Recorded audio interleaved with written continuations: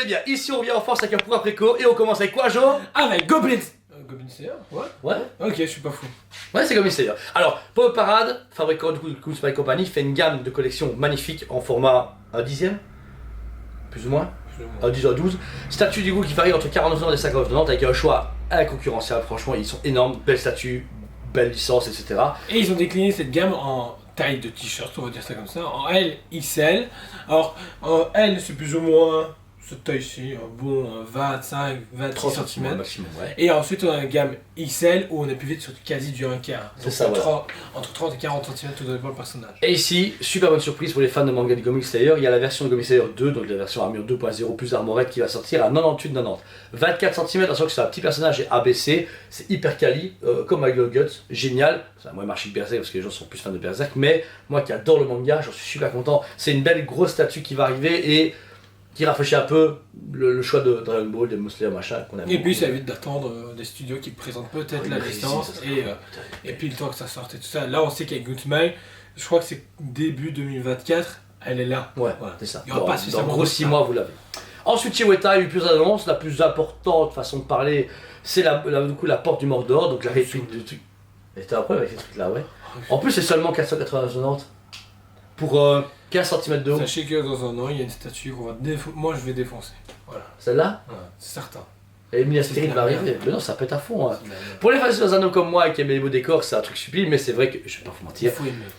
15 sur plus ou moins, je pense c'est 30 ou 40 cm pour 490, alors Ouais, c'est 40 cm Voilà. de... c'est chouette, mais c'est vrai que c'est pas du tout pour tout le monde. Genre toi, je t'achèterai jamais ça de ta vie. Jamais. Et je trouve qu'en plus c'est un produit qui doit se mettre dans une bibliothèque ou dans une salle médiévale. Ça se met pas genre au déco à côté d'un Prime One Batman ou d'une statue Star Wars, ça n'a Quand tu rien à t'amuses voir. à faire des trucs, fais Krypton dans son bulle de verre. Vas-y. Ça peut être ça. Bah, il y a un petit C'est light pas, et tout. c'est pas Krypton. Hein. Krypton détruite, c'est. Putain, ouais, c'est le ville. City quelque chose. Non, pas Star City. Mais je vois ce que tu Star parles. Citizen. Ouais, c'est ça exactement. Alors ensuite, chez XM Studio, un truc pas super que tout le monde s'en fout va passer. Non, ça pète. Donc ici, ils continuent avec leur gamme samouraï. Ils ont dit qu'ils n'abandonneront pas. Ils réfléchissent à d'autres plans aussi en plus. Et là, ils ont teasé du coup et annoncé officiellement Killer Croc.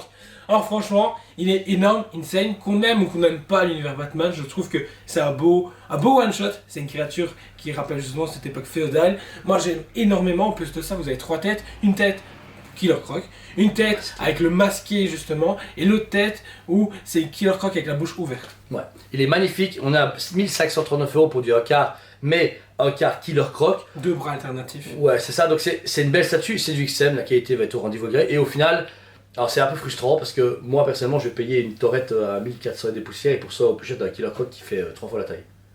C'est un peu bizarre, tu vois. Je comprends pas le. Enfin, tant mieux pour le Killer Croc, mais du coup.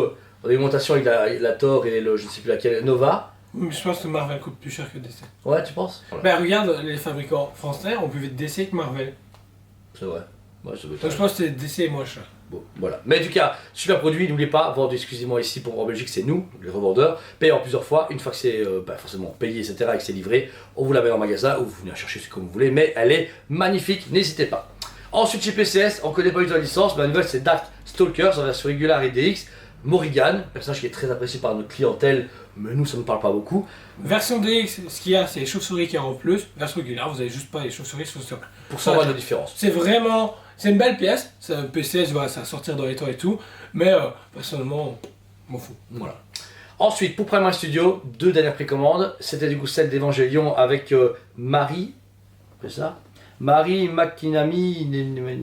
Voilà. La fille en rose. Une statue que, pareil, c'est cool, mais il y a déjà 2 premières qui étaient déjà en précommande. Hein. Oui, On en a pas encore Rei et reçu. Asuka. Voilà, c'est la 3ème. On monte à 1700 € la régulière pour 1800 € la version DX. On est dans la table des Prime One, un Pour quart, une tête. comme ça. Pour une tête, c'est un peu, ouais. 100 € la tête, c'est un peu cher. Ça nous parle pas du tout pareil. C'est chouette, on a des clients qui l'ont commandé. Hâte de voir les premières pour précommander la prochaine. Mais pour ceux des fans d'Evangelion comme Sean, etc., ça va être des belles pièces. Ouais, mais bon, ça commence à faire beaucoup d'évangiles. Voilà, bah j'aime mieux des mechas que des filles Ouais. qui sont assises sur Le truc de pied. un plat quoi. Enfin voilà.